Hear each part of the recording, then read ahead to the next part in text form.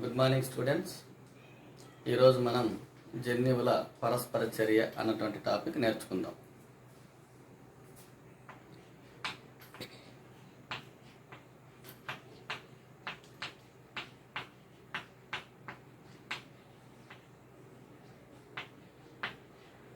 దీనినే మనం gene interaction అంటాం, ఆర్ జీనిక్ ఇంటరాక్షన్.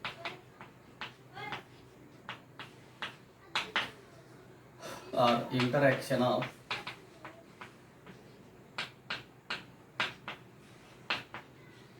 genes. ఏమిటి ఇంటరాక్షన్ ఆఫ్ జీన్స్ అంటే అర్థం ఏమిటంటే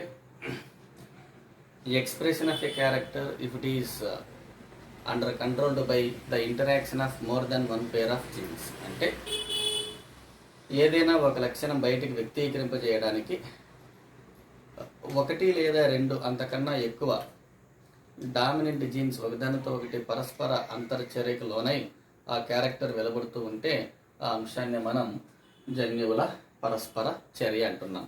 ఏమంటున్నాం? ఎక్స్ప్రెషన్ జరగడం, ఎక్స్ప్రెషన్ ఆఫ్ ఏ క్యారెక్టర్, ఒక లక్షణము బయటికి వ్యక్తీకరింపబడడానికి is under controlled by the produced by given by interaction of one or more than one pair of dominant or recessive, whatever it may be, interaction of more than one pair of genes. More than interaction of more than one pair of jeans. దీనిని మనం ఏమంటామంటే జన్యువుల పరస్పర చర్యగా చెప్తాం. ఈ జన్యువుల పరస్పర చర్య అన్నటువంటి దానిని వివరించడానికి టిహెచ్ మోర్గాన్ అన్నటువంటి శాస్త్రవేత్త,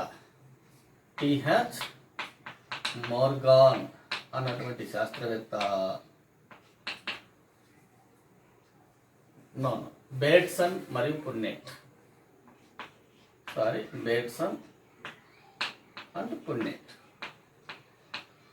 ఈ ఇద్దరు శాస్త్రవేత్తలు they have given A theory that is factor hypothesis అన్నటువంటి థియరీని ఇవ్వడం జరిగింది. ఏమి ఫ్యాక్టర్ హైపాథసిస్ అంటే అర్థం ఏమిటంటే, ఈ ఫ్యాక్టర్ హైపాథసిస్ అన్నటువంటి సిద్ధాంత అభిప్రాయ ప్రకారం, అంటే బేట్సన్ మరియు పున్నెట్ అభిప్రాయ ప్రకారం, కొన్ని క్యారెక్టర్లు అవి వ్యక్తీకరణ జరగడానికి మొక్కల్లో కానీ జంతువుల్లో కానీ ఒకటి లేదా అంతకన్నా ఎక్కువ జన్యువులు ఒకదానితో ఒకటి కలిసి పరస్పర చర్య జరగడం వల్ల మాత్రమే ఏర్పడుతుందని వాళ్ళు చెప్పారు. ఓకే, అదే ఆ ఫ్యాక్టర్ హైపాథసిస్ యొక్క ముఖ్యమైనటువంటి సిద్ధాంతం. సరే, జన్యువుల పరస్పర చర్య అన్నటువంటి దాన్ని మనం ముఖ్యంగా రెండు రకాలుగా విభజించవచ్చు. ఒకటి ఏమిటంటే నాన్ అల్లలిక్ జీనిక్ ఇంటరాక్షన్.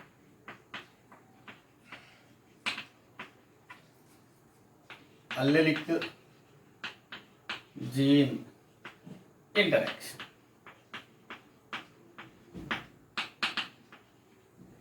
దీనికి ఇంకొక పేరు ఏమిటంటే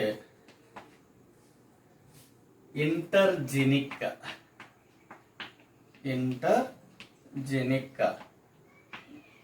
జీన్ ఇంటరాక్షన్. దీనిని ఇంట్రాజెనిక్ జీన్ ఇంటరాక్షన్ అంటారు.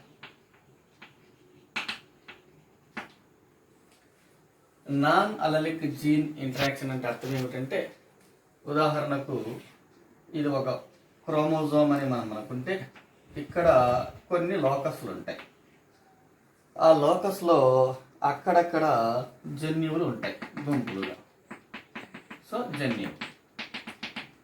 ఇక్కడ ఇంకొక క్రోమోజోము ఉంది అని మనం అనుకుంటే, ఆ క్రోమోజోమ్ పైన కూడా లోకస్ భాగాలు ఉంటాయి. సో ఇది లోకస్ అవుతుంది, వీటి లోపల వీటిని మనం జీన్స్గా చెప్తాం, జన్యువులుగా చెప్తాం. నాన్ అలలిక్ జీనిక్ ఇంటరాక్షన్లో దీనికి సంబంధించి ఏం నేర్చుకోవాలి అంటే, జన్యువుల మధ్య జరిగే పరస్పర చర్య, ఎక్కడ ఉన్నటువంటి జన్యువుల మధ్య జరిగే పరస్పర చర్య అని చెప్పాలి? ఒకే క్రోమోజోము లేదా రెండు వేరు క్రోమోజోములలో ఉండే వేరు లోకస్లలో ఉండే జన్యువుల మధ్య పరస్పర చర్య జరిగితే దానిని నాన్ అలలిక్ జీనిక్ ఇంటరాక్షన్ అంటారు. సో ఒకే క్రోమోజోమ్ మీద ఉండే వేరు లోకస్లలో గల జన్యువుల మధ్య అయినా జరగవచ్చు, లేదా రెండు వేరు క్రోమోజోములలో ఉండే వేరు లోకస్లలో అమరి ఉన్నటువంటి జన్యువుల మధ్య జరిగే పరస్పర చర్యనైనా కావచ్చు. అలాంటి దానిని మనం నాన్ అలలిక్ జీనిక్ ఇంటరాక్షన్ అంటాం. దీనికి ఉదాహరణ ఒకటి కాంప్లిమెంటరీ జీన్స్. కాంప్లిమెంటరీ జీన్స్ మనం ఉదాహరణగా తీసుకోవచ్చు. కాంప్లిమెంటరీ జీన్స్ అంటే పరిపూరక జన్యువు. రెండవది సప్లమెంటరీ జీన్స్. దీనిని అనుబంధ లేదా అనుపూరక జన్యువు. అనుపూరక జన్యువులు అని మనం చెప్పవచ్చు. అంతేకాకుండా ఎపిస్టాసిస్,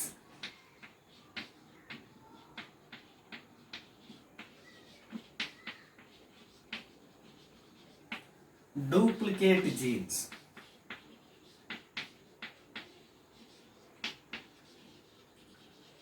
వీటిని ద్విగుణీకరణ జన్యువులని కూడా మనం చెప్పవచ్చు. ఈ 4 కూడా నాన్ అలలిక్ జీన్ ఇంటరాక్షన్ కింద చెప్పవచ్చు. అలలిక్ జీన్ ఇంటరాక్షన్ అంటే అర్థం ఏమిటంటే, ఒకే క్రోమోజోములో ఒక్క లోకస్లో ఉండే వేరు జన్యువుల మధ్య పరస్పర చర్య జరుగుతాయి. ఒకే క్రోమోజోము, ఆ క్రోమోజోము మీద అమరి ఉన్నటువంటి లోకస్ ఒకటే. ఒకే లోకస్లో ఉండే వివిధ జన్యువుల మధ్య పరస్పర చర్య జరిగినట్లయితే దానిని మనం అల్లెలిక్ జీన్ ఇంటరాక్షన్ అంటాం, లేదా ఇంట్రాజీనిక్ ఇంటరాక్షన్ అని కూడా చెప్తాం. దీనికి ఉదాహరణ కోడామినెన్స్, సహబహిర్గతత్వం.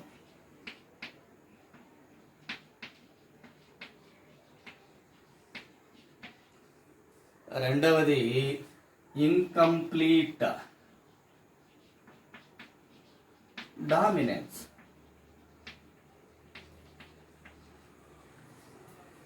అసంపూర్ణ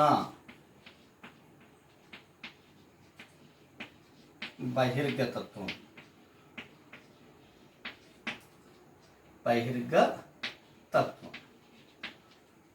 okay. Multiple jeans,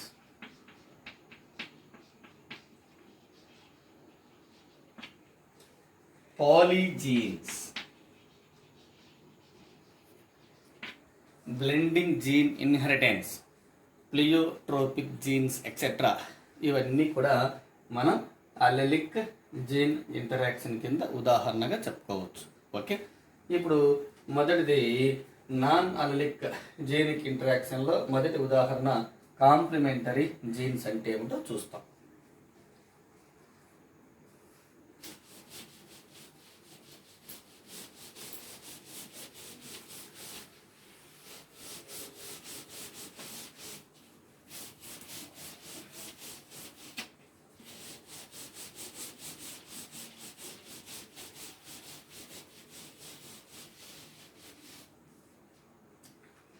complementary jeans.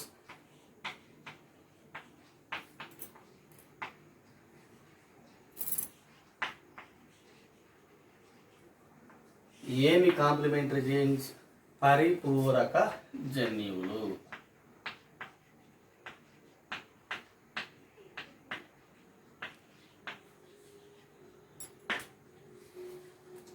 సరే, పరిపూరక జన్యువులు అంటే అర్థం ఏమిటంటే ఒకటి లేదా అంతకన్నా ఎక్కువ బహిర్గత నాన్ అల్లలిక్ జీన్స్ ఒకదానితో ఒకటి ఒక చర్యకు లోనై పరస్పర చర్యకు లోనై ఒక లక్షణాన్ని ఏర్పాటు చేస్తూ ఉంటాయి. ఈ రెండు బహిర్గత జన్యువులలో ఏ ఒక్క బహిర్గత జన్యువు లేకపోయినా ఆ లక్షణం ఉత్పత్తి కాదు. So here there are interaction of two non-allelic gene, especially dominant genes. They are interacting together in a such a way to produce a character. But in the absence of any one dominant gene, the remaining dominant gene is unable to produce that character. So ఇది దీని యొక్క నిర్వచనం. ఏమిటి తెలుగులో ఇంకోసారి? రెండు non అల్లలిక్ బహిర్గత జన్యువులు ఒకదానితో ఒకటి పరస్పర చర్యకు లోనై ఒక క్యారెక్టర్ను ఉత్పత్తి చేస్తూ ఉంటాయి. ఈ రెండు బహిర్గత జన్యువులలో ఏ ఒక్కటి లోపించినా ఆ మిగిలిన ఆ ఒక్క బహిర్గత డామినెంట్ జీన్ ఏమాత్రము ఆ లక్షణాన్ని ఉత్పత్తి చేయలేదు. ఓకే, సో ఒక జన్యువు చర్య ఇంకొక జన్యువుకి ఏ విధంగా ఉంది అంటే కాంప్లిమెంటరీగా ఉంది, పరిపూరకంగా వ్యవహరిస్తున్నాయి. ఈ మొత్తం అంశాన్నే మనం పరిపూరకత అని కూడా చెప్పవచ్చు. సరే, దీనికి ఉదాహరణ ఏమి? బేట్సన్ మరియు పొన్నెట్ అన్నటువంటి శాస్త్రవేత్తలు ఇద్దరు లాథిరస్ ఓడోరేటస్ అన్నటువంటి తీపి బఠానీ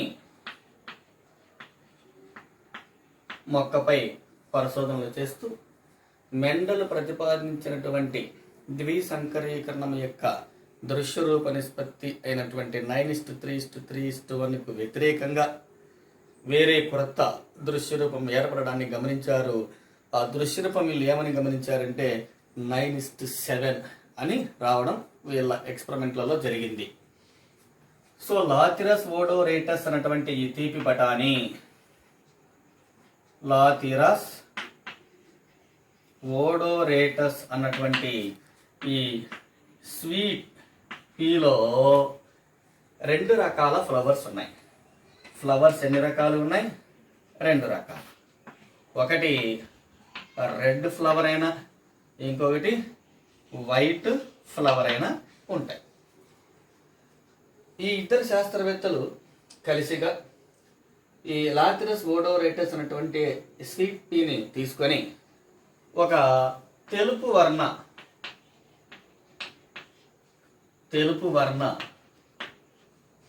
పుష్ప మొక్కను ఒకదానిని ఎన్నుకొని ఇంకొక తెలుపు వర్ణ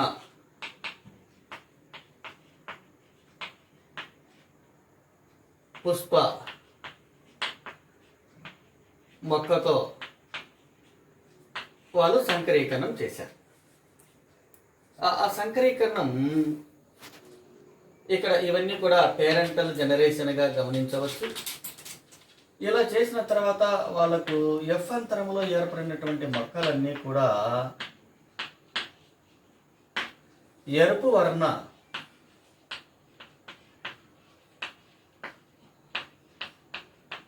పుష్పాలతో ఉన్నటువంటి మొక్కలే ఏర్పడ్డాయి.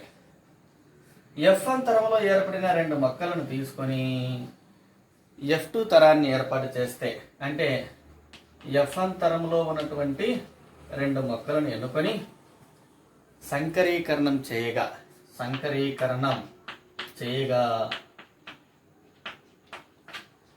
F2 తరంలో ఏర్పడినటువంటి మొక్కలలో రెండు రకాల దృశ్యరూపాలు వాళ్ళు గమనించారు. ఎరుపు వర్ణ పుష్పాలు ఎరుపు వర్ణ పుష్పాలు 9గా రావడం, తెలుపు వర్ణ పుష్పాలు గల మొక్కలు 9 రావడం జరిగింది. అంటే మెండల్ ప్రతిపాదించినట్లుగా ద్విసంకరీకరణం యొక్క దృశ్యరూప నిష్పత్తి 9:3:3:1 కాకుండా వీళ్లకు 9:7 రావడం జరిగింది. దీనికి గల కారణం ఈ శాస్త్రవేత్తలు ఏం చెప్తున్నారంటే జన్యువుల మధ్య జరిగే పరస్పర అంతర చర్య వల్ల ఈ రకమైనటువంటి దృశ్యరూప నిష్పత్తులు రావడం జరుగుతుందని వివరించడం జరిగింది. చూస్తాం.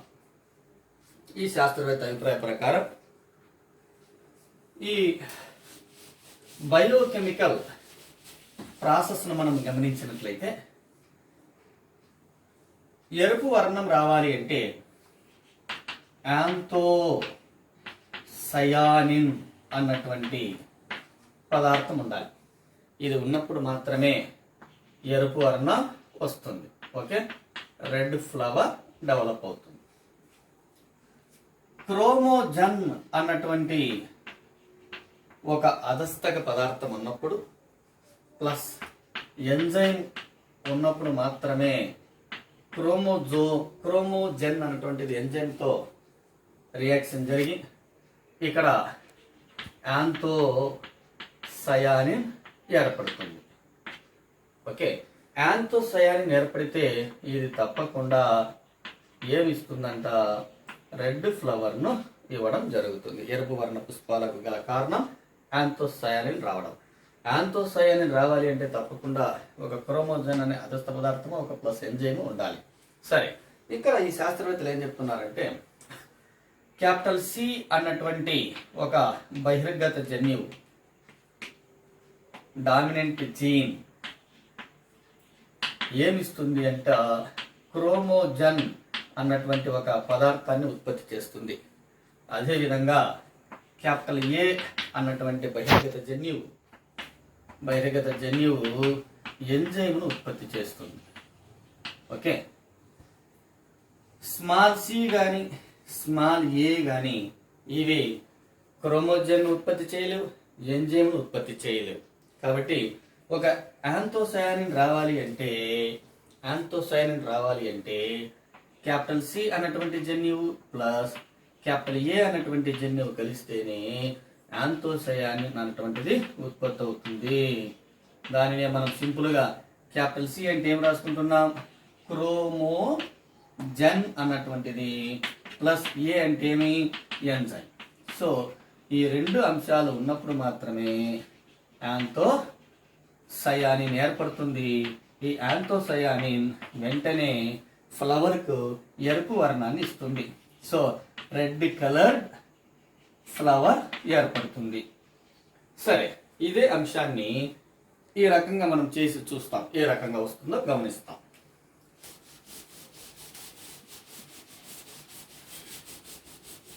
బేట్సన్ మరియు పున్నెట్ అనేటువంటి ఇద్దరు శాస్త్రవేత్తలు వారి ఎక్స్పెరిమెంట్లో అనుకున్నటువంటి లాథిరస్ ఓడోరైటస్ అనేటువంటి తీపి బఠానీ మొక్కలు ఒక తెలుపు వర్ణ తీపి బఠానీ మొక్కకు ఇంకొక తెలుపు వర్ణ ఫ్లవర్స్తో ఉన్నటువంటి తీపి బఠానీ తెలుపు వర్ణ ఫ్లవర్ ఈ రెండు మొక్కలు ఎన్నుకున్నారు. ఈ రెండు దేనిగా వ్యవహరిస్తున్నాయంటే పేరెంటల్ జనరేషన్గా మనం వాటిని గమనించాలి. వీటికి సంబంధించినటువంటి జన్యు రూపం ఏ విధంగా ఉంది అంటే క్యాపిటల్ సి స్మాల్ ఏ. దీనికి సంబంధించి small C capital A. Okay, దీని నుండి ఇది ఒకవేళ ఒక స్త్రీ మొక్క అనుకొని దీనిని ఒక పురుష మొక్కగా మనం గమనించినట్లయితే వీటి నుండి క్యాపిటల్ సి స్మాల్ ఏతో ఉన్నటువంటి ఒక సంయోగ బీజం, వీటి నుండి స్మాల్ సి క్యాపిటల్ ఏతో ఉన్నటువంటి ఇంకొక సంయోగ బీజం ఏర్పడతాయి. ఈ రెండు సంయోగ బీజాల కలయిక ఫలితంగా capital C small C capital A small ఏతో కూడిన ఒక విషమ యుగ్మజ స్థితిలో ఉన్నటువంటి F1 తర మొక్కలు ఏర్పడతాయి. ఇవి అన్నీ కూడా ఎరుపు వర్ణ పుష్పాలతోనే ఉన్నాయి. ఎరుపు వర్ణ పుష్పాలతో ఉన్నాయి. ఓకే, దీని నుండి F2 తరాన్ని ఏర్పరచగా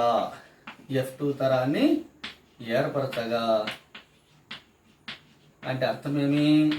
F1 తరంలో ఏర్పడిన 2 మొక్కలను తీసుకొని వాటి మధ్య సంకరీకరణం చేస్తే F2 తరం ఏర్పడుతుంది. సో F1 తరంలో ఉన్నటువంటి ఈ మొక్క యొక్క జన్యు రూపం ఏమి? ఈ రకంగా రాసుకుందాం. Capital C small C capital A small A, capital C small C capital A small A. ఇది ఒకవేళ మనం ఒక స్త్రీ మొక్కగా, దీనిలో ఒక పురుష మొక్కగా మనం గమనించినట్లయితే దీని నుండి ఒకే రకమైనటువంటి సంయోగ బీజాలు ఏర్పడే అవకాశం ఉంది. దానికి గల కారణం ఈ 2 మొక్కల్లో ఉన్నటువంటి జన్యు రూపం ఒకే రకంగా ఉంది. 2 కూడా విషమ యుగ్మజ స్థితిలో కలిగినటువంటి జన్యు రూపాలతోనే ఉన్నాయి. కాబట్టి మీరు ఒక్కదాన్ని బాగా చక్కగా గమనించండి. ఏ రకంగా గ్యామెట్స్ ఏర్పడతాయి, సంయోగ బీజాలు ఏర్పడతాయి గమనించండి. ఈ క్యాపిటల్ సి అనేటువంటిది ఈ క్యాపిటల్ ఏతో కలిసి క్యాపిటల్ సి క్యాపిటల్ ఏ ఒక సంయోగ బీజం. ఇదే క్యాపిటల్ సి ఈ స్మాల్ ఏతో కలిసి ఇంకొక సంయోగ బీజం. తర్వాత ఈ స్మాల్ సి ఈ క్యాపిటల్ ఏతో కలిసి ఒక సంయోగ బీజం. ఇదే స్మాల్ సి ఇక్కడ ఉన్నటువంటి స్మాల్ ఏ దీంతో కలిసి ఇంకొక సంయోగ బీజం ఏర్పడతాయి. ఈ 4ంటిని 4 సంయోగ బీజాలు అంటాం. ఇది స్త్రీ మొక్క అనుకుంటే అండకణాలు ఏర్పడతాయి. ఈ పురుష మొక్కకు సంబంధించి కూడా ఇదే రకమైనటువంటి జన్యు రూపం ఉంది కాబట్టి ఇవే రకాలైనటువంటి శుక్ర కణాలు ఏర్పడతాయి. ఇక్కడ మేల్ గ్యామెట్స్ ఏర్పడతాయి. ఓకే, సో వాటిని ఇక్కడ మరలా రాయాల్సిన అవసరం లేదు. ఇక్కడ ఏర్పడిన అండకణాలు, ఇక్కడ ఏర్పడినటువంటి పుష్పబీజ కణాలు రెండింటిని మనం పున్నెట్ స్క్వేర్లో ఉపయోగించి చూసినట్లయితే మొత్తం 16 మొక్కలు ఏర్పడతాయి. అవి ఏ విధంగా ఏర్పడతాయో చూస్తాం.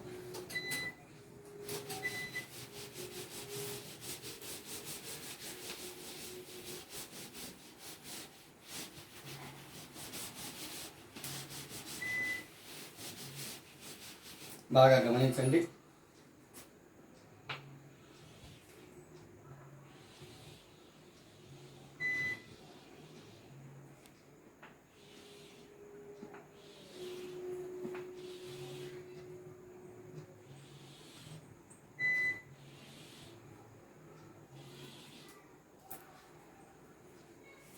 ఇటువైపు అంతా కూడా మనం ఒక ఫీమేల్ గ్యామెట్స్ని తీసుకుంటే ఇటువైపు అంతా కూడా మేల్ గ్యామెట్స్ని మనం తీసుకున్నట్లయితే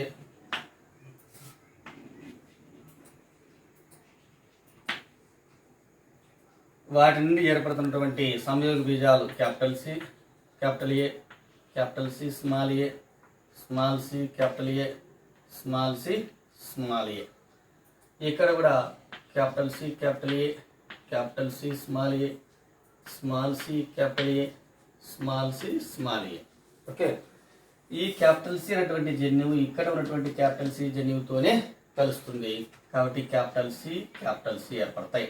సో క్యాపిటల్ ఏ ఈ విధంగా capital C capital A small A, capital C small C capital A, capital C small C capital A small A, capital C capital A small A, capital C small A small A, capital C small C capital A small A, capital C small C small A small A. ఇక్కడ capital C small C capital A. Now capital C small C capital A small A, small C capital A. Now small C capital A small A. Small C capital C అంటే capital C small C capital A small A, capital C small A small A, small C capital A small A, small C small A small A. So ఈ రకమైనటువంటి జన్యు రూపాలు ఏర్పడతాయి. టోటల్గా 16 మొక్కలు ఉంటాయి. ఈ 16 మొక్కలలో క్యాపిటల్ సి అనే ఒక బహిర్గత జన్యు ఉంది కాబట్టి క్రోమోజన్ వస్తుంది. క్యాపిటల్ ఏ అనేటువంటి బహిర్గత జన్యువు ఉంది కాబట్టి తప్పకుండా ఈ రెండు ఈ క్యాపిటల్ ఏ అనేటువంటి బహిర్గత జన్యువు ఏమి ఇస్తుందన్న ఎంజైమ్ని ఇస్తుంది. క్యాపిటల్ సి క్రోమోజోమ్ని ఇచ్చింది, క్యాపిటల్ ఏ ఎంజైమ్ని ఇచ్చింది. క్రోమోజోము ప్లస్ ఎంజైమ్ రెండు కూడా చేరికలోనే ఆంథోసయానిన్ ఏర్పడుతుంది. ఆంథోసయానిన్ ఏర్పడితే వెంటనే ఫ్లవర్కు ఎరుపు వర్ణం వస్తుంది. కాబట్టి ఎరుపు వర్ణ పుష్పం, ఎరుపు వర్ణ పుష్పం, ఎరుపు వర్ణ పుష్పం, ఎరుపు వర్ణ పుష్పం, ఎరుపు వర్ణ పుష్పం. ఇక్కడ మీరు గమనించినట్లయితే క్రోమోజోన్ వస్తుంది, ఒక క్యాపిటల్ సి అనే బహిర్గత జన్యువు ఉంది కాబట్టి, కానీ ఎంజైమ్ లేదు. ఎంజైమ్ను ఉత్పత్తి చేసే బహిర్గత క్యాపిటల్ ఏ జన్యువు ఇక్కడ లేదు కాబట్టి, ఎంజైమ్ లేనప్పుడు క్రోమోజోమ్ ఉన్నా కూడా ఆంథోసయానిన్ రాదు కాబట్టి ఎరుపు వర్ణం రాదు. అందువల్ల తెలుపు వర్ణ పుష్పం. ఇక్కడ ఎరుపు, ఇక్కడ తెలుపు, ఎరుపు, ఎరుపు. ఇక్కడ ఎంజైమ్ ఉత్పత్తి అవుతుంది కానీ ఏం ఏర్పడదు, క్రోమోజన్ అన్నటువంటి అవస్థ పదార్థం ఏర్పడదు కాబట్టి తెలుపు వర్ణం. ఇక్కడ కూడా అంతే, తెలుపు వర్ణ పుష్పం, ఎరుపు వర్ణ పుష్పం, తెలుపు వర్ణ పుష్పం, తెలుపు వర్ణ పుష్పం. నౌ తెలుపు వర్ణ పుష్పం. దృశ్య రూపం అని హెడ్డింగ్ పెట్టుకొని మనం గమనించినట్లయితే F2 తరంలో ఏర్పడిన ఈ మొత్తం 16 మొక్కలు ఫీనోటైప్ అని రాసుకోవాలి. సో ఫీనోటైప్ దృశ్య రూపం,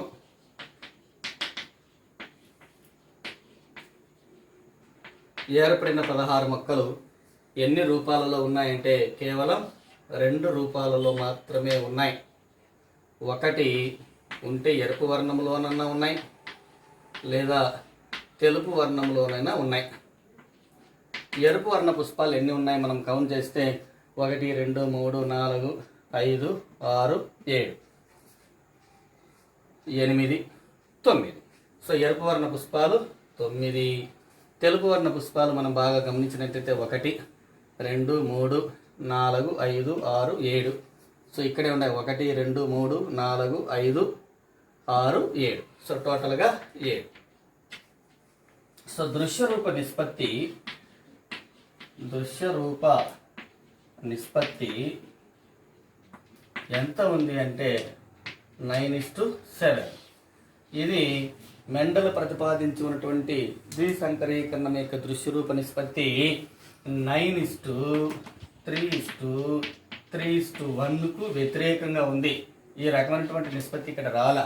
దానికి గల కారణం వీళ్ళు ఏమని చెప్తున్నారంటే 2 బహిర్గత జన్యువులు ఒకదానితో ఒకటి కలిసి పరస్పర చర్యకు లోనై అవి ఒక కొత్త లక్షణాన్ని ఏర్పాటు చేస్తూ ఉన్నాయి. అంటే 2 జన్యువుల మధ్య పరస్పర అంతర చర్య జరగడమే దీనికి కారణం. దీనినే జీనిక్ ఇంటరాక్షన్ అని అంటాం. ఇది ఒక సప్లిమెంటరీ, ఒక కాంప్లిమెంటరీ జీన్స్కి ఉదాహరణ. ఓకే, ఇప్పుడు మనం మాట్లాడినంత కూడా ఏమి కాంప్లిమెంటరీ జీన్స్కి ఉదాహరణ. దానిని మనం ఏమంటాం, కాంప్లిమెంటరీ జీన్స్. ఒక జన్యువు యొక్క యాక్షన్ ఇంకొక జన్యువుకి ఏ రకంగా ఉంది, కాంప్లిమెంటరీగా ఉంది. అందుకే దీన్ని ఏమన్నాం, పరిపూరక జన్యువులు అని అంటాం. ఆ అంశాన్ని పరిపూరకత అంటాం. సో ఇంకా రెండవ ఉదాహరణ మనం ఏమి చూస్తామంటే రెండవ ఉదాహరణ సప్లిమెంటరీ జీన్స్ చూస్తాం. ఓకే, నాన్ అల్లలిక్ జీనిక్ ఇంటరాక్షన్లో రెండవ ఉదాహరణ ఏమిటి, supplementary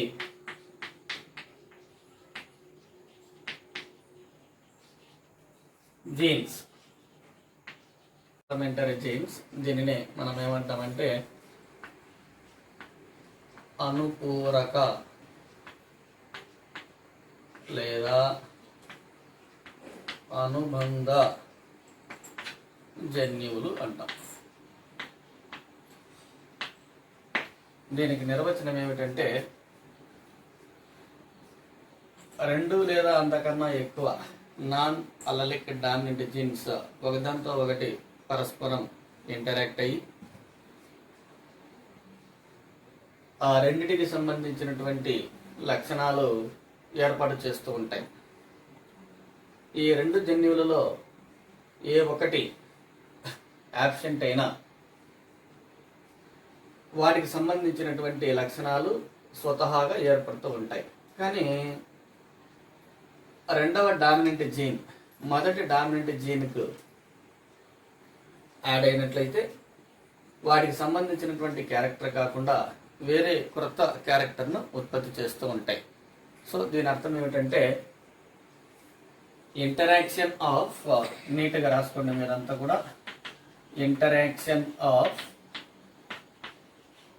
2 or more than 2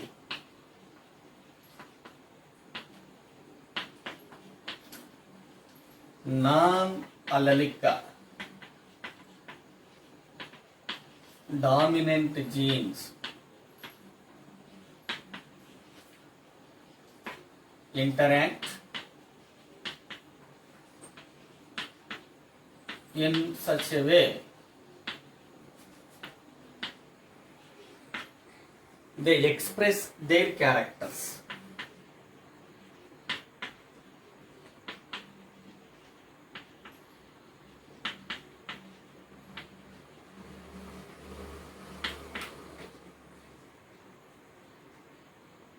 Whether the other dominant gene is present or not, whether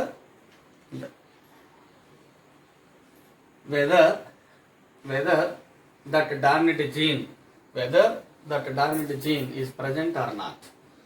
If second dominant gene is added, second dominant gene is added to the first dominant gene,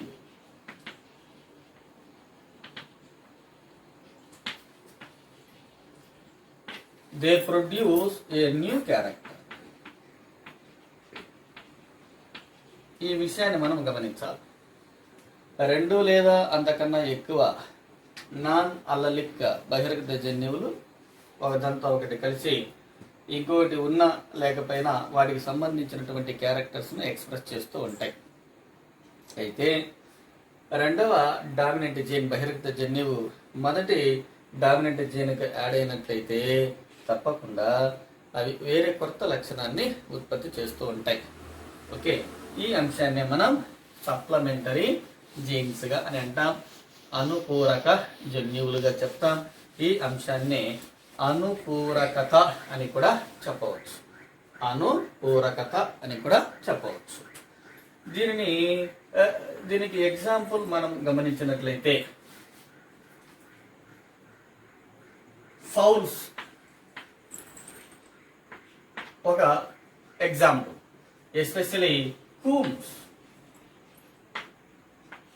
in fowls. రెండవది coat colour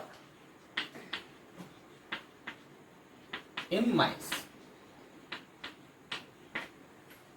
ఇది 9:3:3:1గా మనం చెప్పవచ్చు. ఇది 9:3:4గా వస్తుంది. అది ఏ విధంగా develop అవుతుంది అనేది మనం క్లియర్గా చూస్తాం. నంబర్ 1, ఈ ఎగ్జాంపుల్ ఏమి, కోళ్ళల్లో కంకాలు అంటారు వీటిని. కోళ్ళల్లో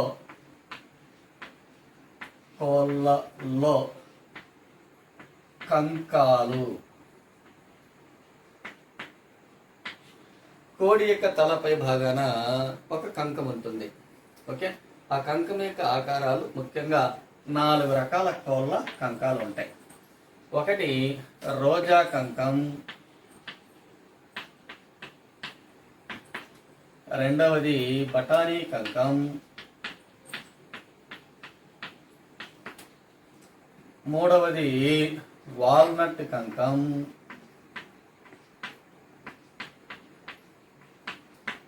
ఐదవది ఏక కంకం.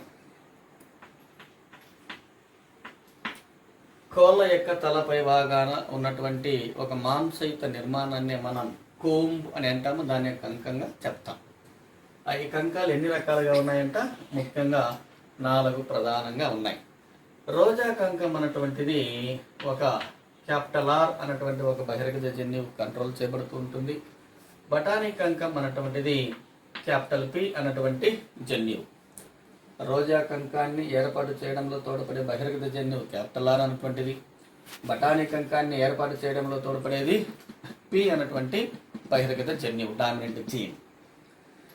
వాల్నట్ కంకం ఏమిటంటే క్యాపిటల్ ఆర్ క్యాపిటల్ పి అన్నటువంటి ఈ రెండు బహిర్గత జన్యువులు ఒకదానితో ఒకటి కలిసిపోయినట్లయితే, ఇదివరకే మనం నిర్వచనం నేర్చుకున్నాం, రెండు వేరు వేరు బహిర్గత జన్యువులు ఇంటరాక్ట్ అవుతూ ఉన్నా వాటికి సంబంధించినటువంటి క్యారెక్టర్స్ అవి ఉత్పత్తి చేస్తూ ఉంటాయి. అవి బాగా పరస్పరం అంతర్చర్యకు లోనైతే తప్పకుండా అది వేరే కొత్త లక్షణానికి కారణమవుతుంది అన్నాం. కేవలం ఈ బహిర్గత డామినెంట్ జీన్ మాత్రమే ఉంటే రోజా కంకం వస్తుంది. ఈ బహిర్గత డామినెంట్ జీన్ మాత్రమే ఉంటే బఠానీ కంకం వస్తుంది. ఈ రెండు రకాలకు సంబంధించినటువంటి డామినెంట్ జీన్స్ ఒకవేళ అంతర్చర్యకు లోనైతే తద్వారా ఏర్పడే క్యారెక్టరే వాల్నట్ కంకం. ఈ రెండింటికి సంబంధించినటువంటి అంతర్గత జన్యువులు ఉన్నట్లయితే, అంతర్గత జన్యు రూపం ఉన్నట్లయితే దానివల్ల ఏక కంకం ఏర్పడుతుంది. ఏ విధంగా ఏర్పడుతుంది ఇప్పుడు మనం చూస్తాం.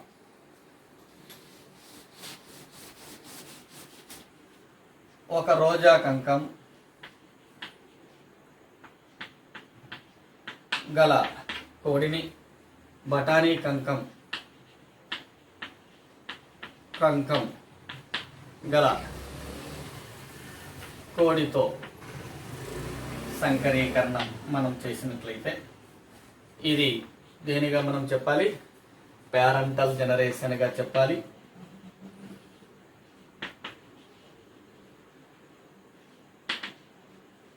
పేరెంటల్ జనరేషన్గా ఈ రోజా కంకానికి సంబంధించి క్యాపిటల్ ఆర్ స్మాల్ పి. బఠానీ కంకానికి సంబంధించినటువంటి జన్యు రూపం స్మాల్ ఆర్ క్యాపిటల్ పి. దీనికి ఎదురుగా మనం ఏం రాసుకోవాలి? జన్యు రూపం. ఓకే, దీనికి సంబంధించి సంయోగ బీజాలు క్యాపిటల్ ఆర్ స్మాల్ పితో, దీనికి సంబంధించినటువంటి సంయోగ బీజం స్మాల్ ఆర్ క్యాపిటల్ పితో ఉంటాయి. ఈ రెండింటి యొక్క సంయోగ బీజాల కలయిక ఫలితంగా ఏర్పడే సంయుక్త బీజం capital R small R capital P small P. So టోటల్గా ఈ విధంగా విషమ యుగ్మజ స్థితిలో ఉన్నటువంటి జన్యు రూపంతో ఉన్న ఎఫ్అంతర కోళ్ళు ఏర్పడతాయి.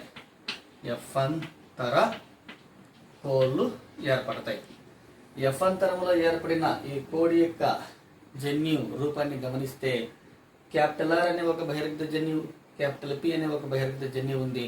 ఈ రెండు బహిర్గత జన్యువులు కలిసి పరస్పర చర్యకు లోనైతే అవి తప్పకుండా వాల్నట్ రక కంకాన్ని ఏర్పాటు చేస్తాయి. వాల్నట్ రక కంకాన్ని ఏర్పాటు చేస్తాయి.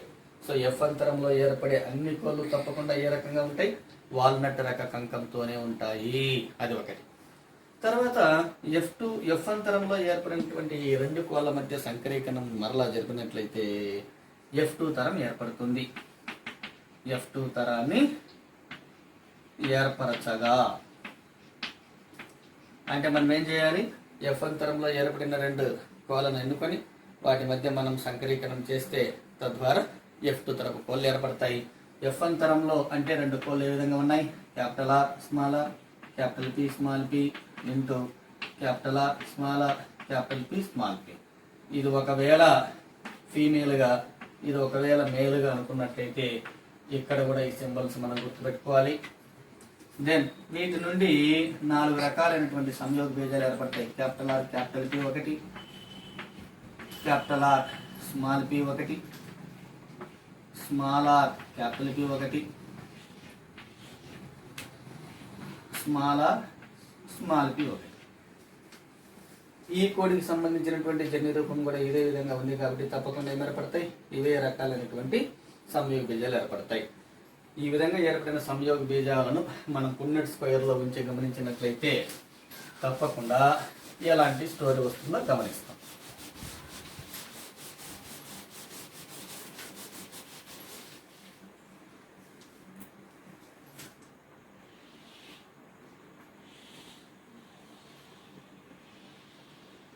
ఓకే,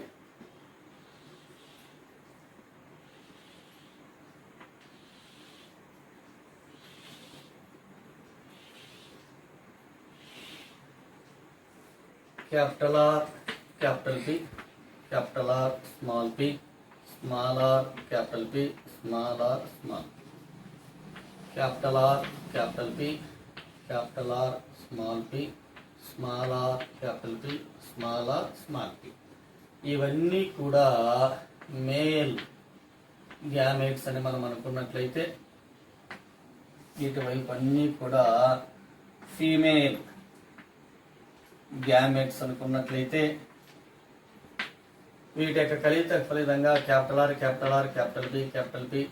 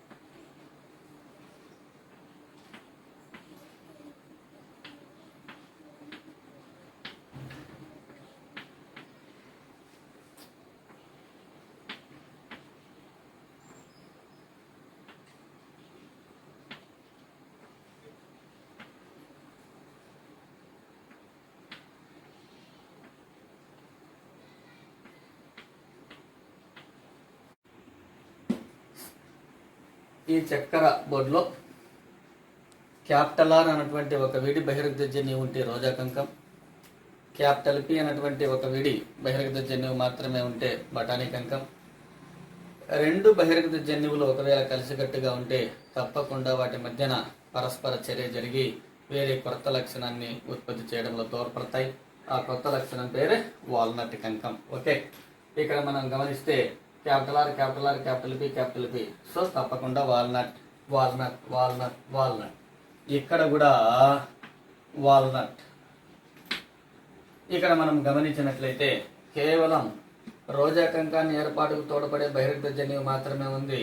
బఠానీ కంకాన్ని ఉత్పత్తి చేసేదానికి తోడ్పడే క్యాపిటల్ పి అనేది లేదు. కాబట్టి ఇది రోజా కంకం మాత్రమే ఏర్పడుతుంది. ఇక్కడ రెండు బహిర్గత జన్యువులు ఉన్నాయి కాబట్టి తప్పకుండా ఇది వాల్నట్ కంకం, ఇది రోజా కంకం, ఇది వాల్నట్ కంకం, ఇది వాల్నట్ కంకం. ఇక్కడ బఠానీ కంకాన్ని ఉత్పత్తి చేయడానికి తోడ్పడే క్యాపిటల్ పి అనే బహిర్గత జన్యువు మాత్రమే ఉంది.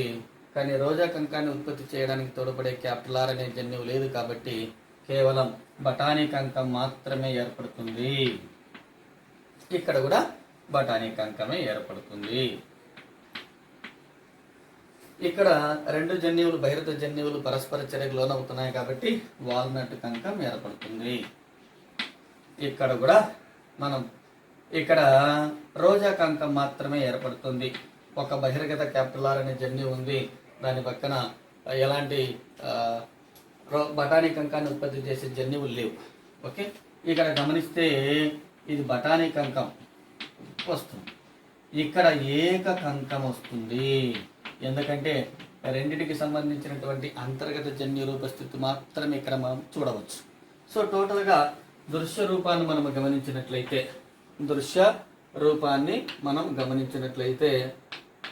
ఇక్కడ 4 రూపాల్లో ఉన్నాయి. ఒకటి వాల్నట్ ఎన్ని ఉన్నాయి, రోజా కంకాలు ఎన్ని ఉన్నాయి, రోజ్ కూంబ్ అంటే రోజా కంకం, తర్వాత పి కూంబ్ దాన్ని మనం బఠానీ కంకంగా పిలిచాం. అదేవిధంగా ఏక కంకం సింగిల్ కోంబో, ఏక కంకం. వాల్నట్ ఎన్ని ఉన్నాయి అని మనం లెక్కిస్తే 1 2 3 4 5 6 7 8 9. So walnut కంకాలు 9. రోజా కంకాలు మనం గమనిస్తే 1 2 3 3.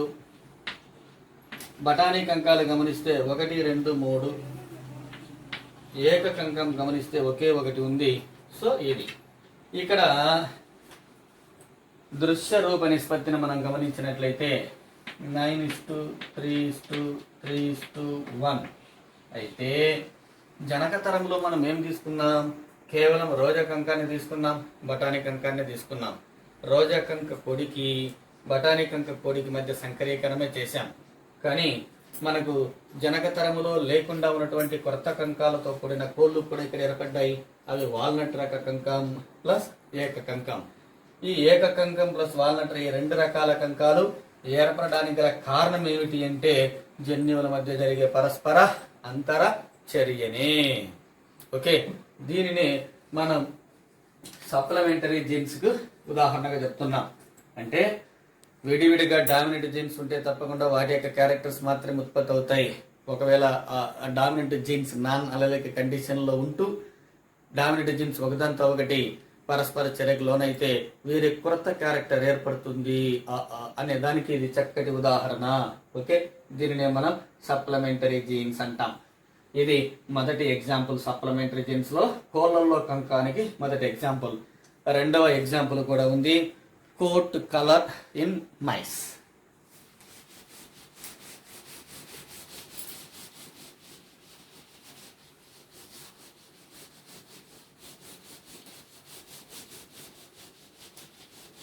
సప్లిమెంటరీ జీన్స్ కి కోట్ కలర్ ఇన్ మైస్.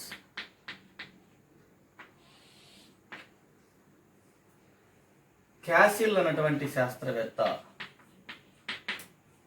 ఈ మైస్ లో ఏ విధంగా కోట్ కలర్ ఇన్హెరిట్ అవుతుంది, అనువంశం చెందుతుంది అన్నటువంటి దానిపైన అధ్యయనం చేశాడు. క్యాసిల్ అభిప్రాయ ప్రకారం మైస్లో కోట్ కలర్స్ ముఖ్యంగా 3 రకాలుగా ఉంటాయి. కోట్ కలర్స్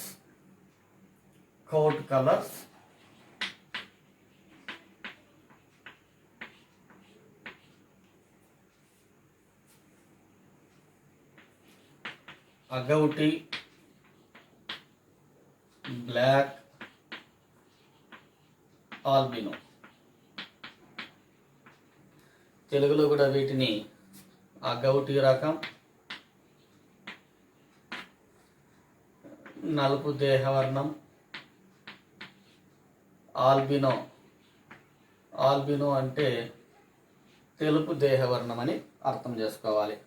సో క్యాసిల్ అభిప్రాయ ప్రకారం మైసెస్లో కోట్ కలర్ ముఖ్యంగా 3 రకాలుగా మనం చూడవచ్చు. అగౌటి రకం, బ్లాక్ కలర్, ఆల్బినో కలర్.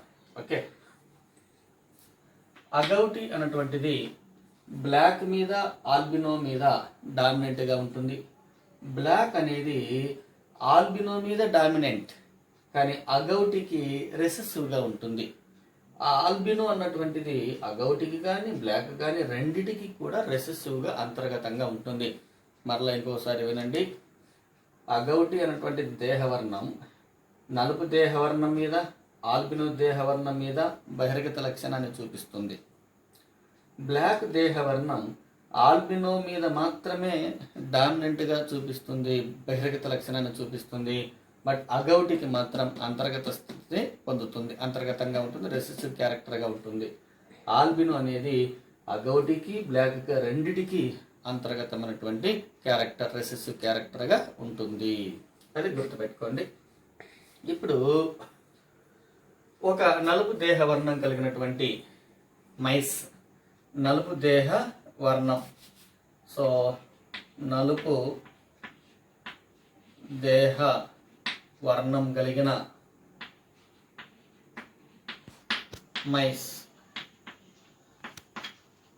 అదేవిధంగా తెలుపు దేహ వర్ణం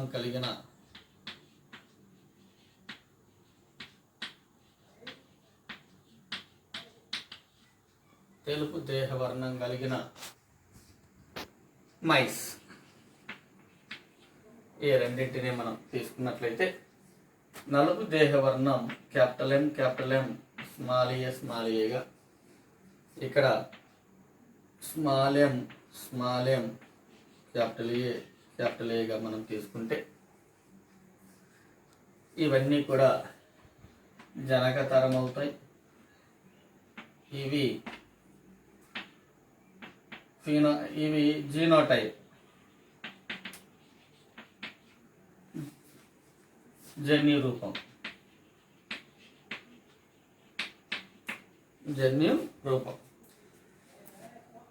తర్వాత వీటి నుండి M స్మాల్ ఏ అన్నటువంటి ఒక సంయోగ బీజం, వీటి నుండి స్మాల్ m క్యాపిటల్ ఏ అన్నటువంటి ఒక సంయోగ బీజం. ఇది ఒకవేళ మనం స్త్రీ జీవిగా, దీనిని మనం ఒక పురుష జీవిగా తీసుకున్నట్లయితే ఇది అండకణం, ఇది శుక్రకణం అవుతుంది. ఈ రెండిటి యొక్క సంయోగ బీజాల కలయిక ఫలితంగా సంయుక్త బీజం ఏర్పడుతుంది. ఏర్పడే సంయుక్త బీజం M స్మాల్ ఏతో గల విషమ యుగ్మజ జన్యు రూపస్థితిని కలిగి ఉండి ఇక్కడ అగౌటి రకానికి సంబంధించినటువంటి కొత్త క్యారెక్టర్ ఏర్పడుతుంది. అగౌటి దేహవర్ణంతో F1 జీవులు ఏర్పడతాయి. ఇవన్నీ కూడా F1. వీటి నుండి F2 తరాన్ని మనం ఏర్పాటు చేస్తే ఏం చేయాలి? F1 తరంలో ఏర్పడినటువంటి రెండు అగౌటి దేహవర్ణం కలిగిన మైసిస్ను సెలెక్ట్ చేసుకొని, అంటే M small A small A into M small A కలిగి ఉన్నటువంటి F1 తర జీవులను రెండింటిని ఎన్నుకొని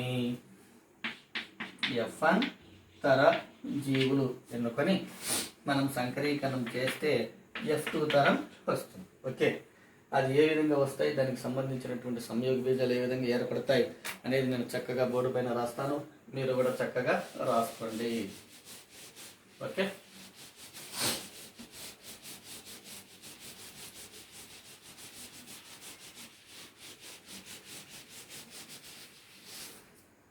మనం గమనించాల్సింది M small A small A into M small A small A. దీని నుంచి M ఏ ఇది ఒక సంయోగ బీజం, M స్మాల్ ఏ ఒక సంయోగ బీజం, స్మాల్ m ఏ ఒక సంయోగ బీజం, స్మాల్ ఏ ఒక సంయోగ బీజం. సో ఇది ఒక పురుష జీవి, ఇది ఒక స్త్రీ జీవి అనుకుంటే రెండు జీవుల్లో ఒకే రకమైనటువంటి జన్యు రూపం ఉండడం వల్ల రెండింటి నుంచి ఒకే రకమైనటువంటి సంయోగ బీజాలు ఏర్పడతాయి. ఇది అగౌటి దేహవర్ణం, ఇది కూడా అగౌటి దేహవర్ణం. సో మనం ఏమని రాసుకోవాల? M ఏ ఒక సంయోగ బీజం, M స్మాల్ ఏ జన్యు రూపం, స్మాల్ m ఏ సంయోగ బీజం, స్మాల్ ఏతో ఉన్నటువంటి సంయోగ బీజం. ఒక్కొక్క శుక్రకణం 4 రకాలైనటువంటి అండకణాలతో కలిసి అవకాశం కలిగి ఉండడం వల్ల టోటల్గా 16 జీవులు ఏర్పడతాయి F2 తరంలో. ఆ ఏర్పడే జీవులు ఏ విధంగా ఉంటాయి అనేది మనం చక్కెర బోర్డు వేసుకొని గమనించినట్లయితే సులభంగా అర్థమవుతుంది.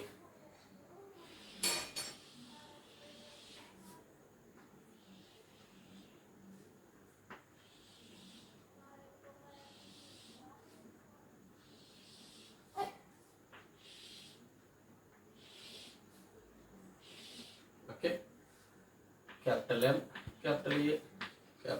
స్మాల్ ఏ స్మాల్ ఏ ఇవన్నీ కూడా male gametes. M small A small A. ఇవన్నీ కూడా ఫీమేల్ గ్యామెట్స్. ఓకే, వీటిని మనం చేస్తే capital M, capital M, capital A, capital A, capital M, capital M, capital A, small A, capital M, small M, capital A, capital A, capital M, small M, capital A, small A, capital M, capital M, capital M, capital A, small a, capital M, and then small a, small a. Now here capital M, small m, capital A, small a, capital M, small m, small m, small a, small a, capital M, small m, capital A, capital A, capital M, small m, capital A, small a, small m, capital A, capital A. Now small m, small m, capital A, small a. Now here capital M, small m, yes, capital M, small m, capital A, small a, capital M, small m, small a, small a, small m, capital A, small a. So small m, small m, small a, small a. Capital M అన్నటువంటిది ఏ పైన బహిర్గతం. So ఏ అన్నటువంటి gene పై బహిర్గతం, dominant.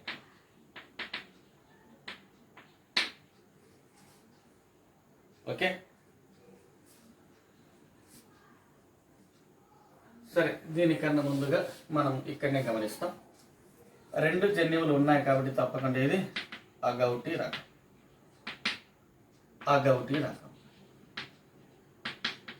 Agouti రకం,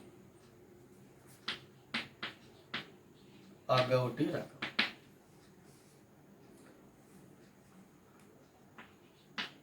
agouti రకం. ఇక్కడ మీరు గమనిస్తే క్యాపిటల్ ఎం మాత్రమే ఉంది, ఇంకొక డామినెంట్ జీన్ లేదు. సో క్యాపిటల్ ఎంకి సంబంధించినటువంటి క్యారెక్టర్ ఏమి? బ్లాక్. Okay, yes.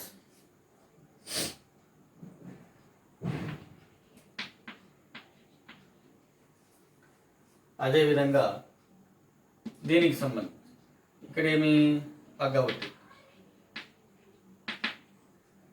ఇక్కడ బ్లాక్, ఇక్కడ ఒక డామినెంట్ ఎం ఉంది, ఒక డామినెంట్ ఏ కూడా ఉంది. అంటే రెండు ఉన్నాయి, టోటల్గా ఒకటి ఉన్నా సరే తప్పకుండా ఏమొస్తుంది? అగౌటి వస్తుంది. అగౌటి వస్తుంది. ఇక్కడ మనం ఏం గమనించాలి? Small M, small M, capital A, capital A. Small M అన్నటువంటిది లేదు, క్యాపిటల్ ఏ ఉంది కాబట్టి తప్పకుండా ఇది ఏమి రావాలి మనకు? నలుపు దేహవర్ణం, తెలుపు దేహవర్ణం. సో ఇక్కడ తెలుపు దేహవర్ణం ఏర్పడుతుంది. ఓకే, ఇక్కడ తెలుపు దేహవర్ణం, ఇక్కడ అగౌటి,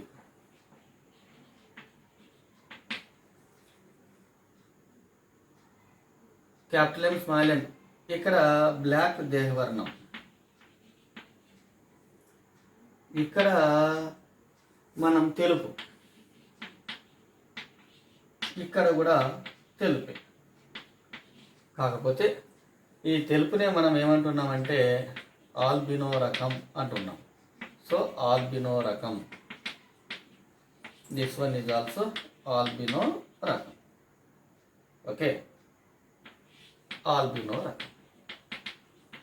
సో దృశ్య రూపాలను మనం గమనించినట్లయితే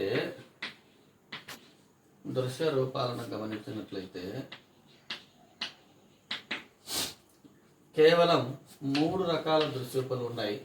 ఒకటి అగౌటి, బ్లాక్, ఆల్బినో. అగౌటి ఎన్ని ఉన్నాయి? 1 2 3 4 5 6 7 8 9. బ్లాక్ ఎన్ని ఉన్నాయి? 1 2 3. ఆల్బినో అంటే వైట్ ఏమున్నాయి? 1 2 3 4. సో 4. మెండల్ అభిప్రాయ ప్రకారం ద్విసంకరీకరణంలో 9:3:3:1 రావాలి. కానీ ఇక్కడ 9:3:3:1కు బదులుగా 9:3:4 వచ్చింది. అంటే జన్యువులు పరస్పరం అంతర్చర్యకు లోను కావడమే దీనికి గల కారణమని ఈ శాస్త్రవేత్తల అభిప్రాయం.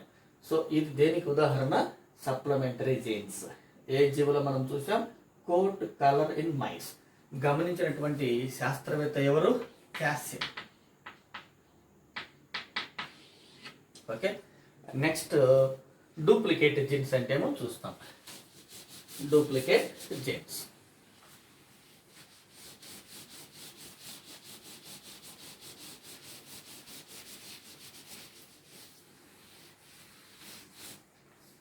డూప్లికేట్ జీన్స్ అన్నటువంటి దానికి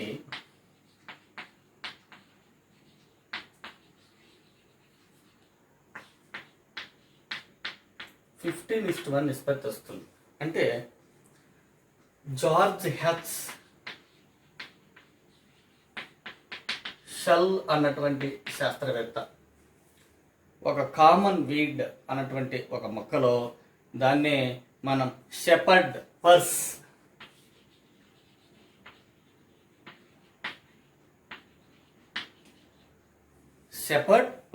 ఎస్పెషలీ బర్సా పాస్టోరిస్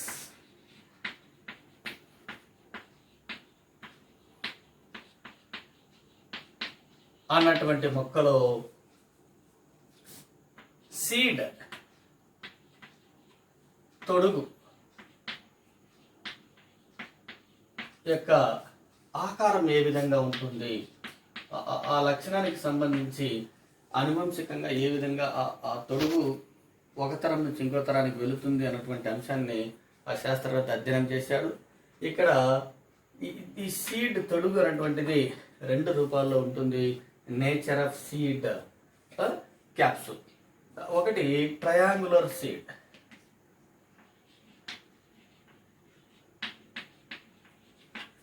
ఇంకొకటి ఓవల్ అంటే త్రిభుజ ఆకారం,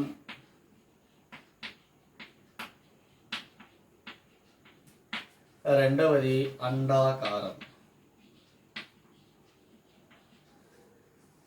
ఈ సీడ్ క్యాప్సూల్స్కి సంబంధించి ఈ ఆకారానికి సంబంధించి అనువంశికంగా ఏ విధంగా జరుగుతుంది అంటే 2 నాన్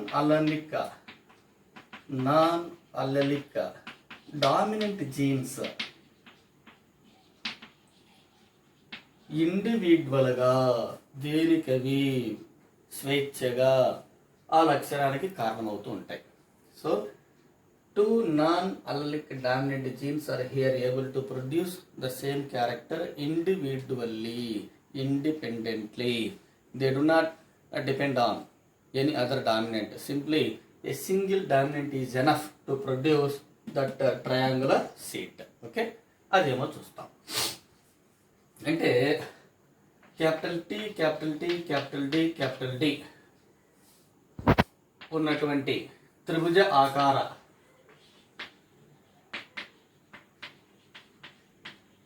విత్తనంతో ఉన్నటువంటి ఒక బర్సా పాస్టోరిస్ ఎన్నుకొని అండాకార విత్తనం కలిగినటువంటి బర్సా పాస్టోరిస్ను తీసుకొని మనం గమనించినట్లయితే స్మాల్ డి అనేటువంటి జన్యు రూపం వేసుకోవచ్చు. ఇదే పేరెంటల్ జనరేషన్, ఇది జీనోటైప్. వీటి నుండి క్యాపిటల్ డి అన్నటువంటి ఒక జన్యు రూపం కలిగిన జన్యువులతో ఉన్నటువంటి ఒక సంయోగ బీజం, ఇక్కడ స్మాల్ డితో ఉన్నటువంటి జన్యువులతో కూడిన ఒక సంయోగ బీజం. ఇది ఒక స్త్రీ మొక్క, ఇది ఒక పురుష మొక్క అనుకుంటే అండకణం, అదేవిధంగా పురుష బీజ కణం ఏర్పడతాయి. ఈ రెండింటి కలయిక ఫలితంగా capital T, small T, capital D small డితో ఏర్పడి ఉన్నటువంటి విషమ యుగ్మజ ఎఫ్ అంతర ఏర్పడుతుంది. అంతా కూడా ఎలా ఉంటుందంటే విషమ యుగ్మజ స్థితిలో ఉంటుంది. ఎనీహౌ ఇవన్నీ కూడా త్రిభుజ ఆకారాన్ని కలిగి ఉంటాయి. త్రిభుజ ఆకారం గల విత్తనాలు. ఎనీహౌ దీని నుంచి F2 తరాన్ని ఏర్పరచగా, అంటే F1 తరంలో ఏర్పడి ఉన్నటువంటి 2 మొక్కలను ఎన్నుకొని వాటి మధ్య సంకరీకరణం చేస్తే F2 తరం ఏర్పడుతుంది. ఏర్పరచగా అప్పుడు capital T small D into capital T small D ఎన్నుకొని దీని నుంచి సంయోగ బీజాలు capital D 1, capital T small D 1, small T capital D 1, small D 1, 4 రకాల సంయోగ బీజాలు ఏర్పడతాయి. వీటి నుండి కూడా ఇదే రకానికి సంబంధించినటువంటి 4 రకాల సంయోగ బీజాలు ఏర్పడతాయి. వీటన్నింటినీ మనం పున్నెట్ స్క్వేర్లో వేసి గమనించినట్లయితే టోటల్గా 16 మొక్కలు ఏర్పడతాయి. ఆ 16 మొక్కలకు సంబంధించినటువంటి రూపాలు గమనించినట్లయితే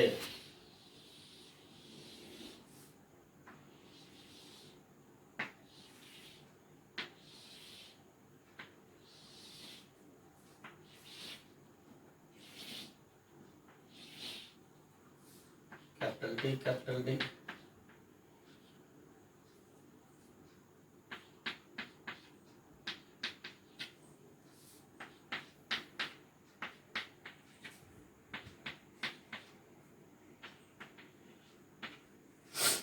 ఇవన్నీ కూడా మేల్ గ్యామెట్స్, ఇవన్నీ కూడా female gametes. Capital D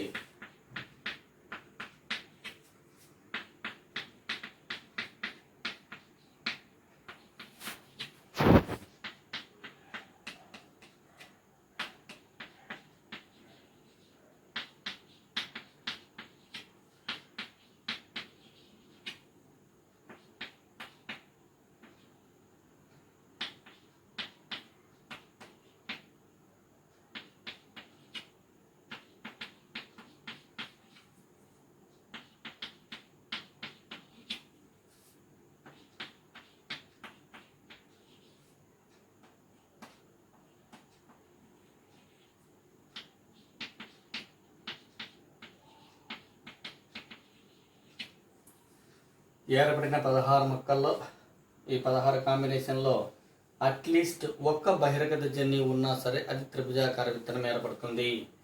so త్రిభుజాకారం త్రిభుజాకార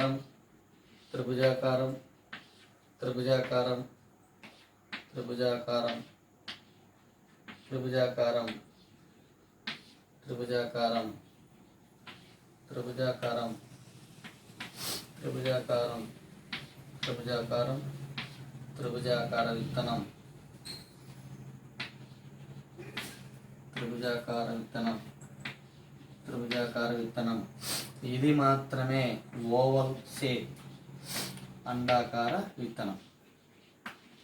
సో దృశ్య రూపాన్ని మనం గమనించినట్లయితే ఈ దృశ్య రూపం ఎన్ని రూపాలు ఉంటాయి? ఇక్కడ కేవలం 2 రూపాలు మాత్రమే ఉన్నాయి.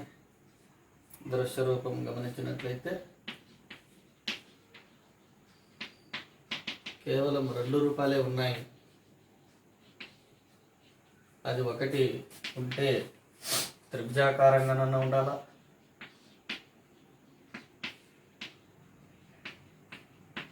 లేదా రెండవది అండాకారం అన్నా ఉండాలి. త్రిభుజాకారంలో ఉన్నటువంటి లెక్కేస్తే 15 ఉన్నాయి. అండాకారంలో ఉండేటివి ఒకటే ఉంది, ఈ చివరిది. కాబట్టి దృశ్య రూప నిష్పత్తి 15:1. మెండల్ ప్రతిపాదించినటువంటి 9:3:3:1కు వ్యతిరేకంగా ఇక్కడ 15:1 రావడాన్ని జార్జ్ హెచ్ షెల్ అన్నటువంటి శాస్త్రవేత్త ఈ మొక్కలో గమనించడం జరిగింది. అంటే ఇక్కడ ఒక లక్షణానికి సంబంధించినటువంటి 2 బహిర్గత జన్యువులు ఇండివిజువల్గా ఆ లక్షణానికి కారణమవుతూ ఉంటాయి. ఓకే, తర్వాత ఈ నాన్ అల్లలిక్ జీన్ ఇంటరాక్షన్కి సంబంధించి ఎపిస్టాసిస్ అన్నటువంటి అంశాన్ని మనం గమనిస్తాం. నాన్ అల్లలిక్ జీన్ ఇంటరాక్షన్లో చిట్ట చివరి ఉదాహరణ ఎపిస్టాసిస్ అన్నటువంటి దానిని మనం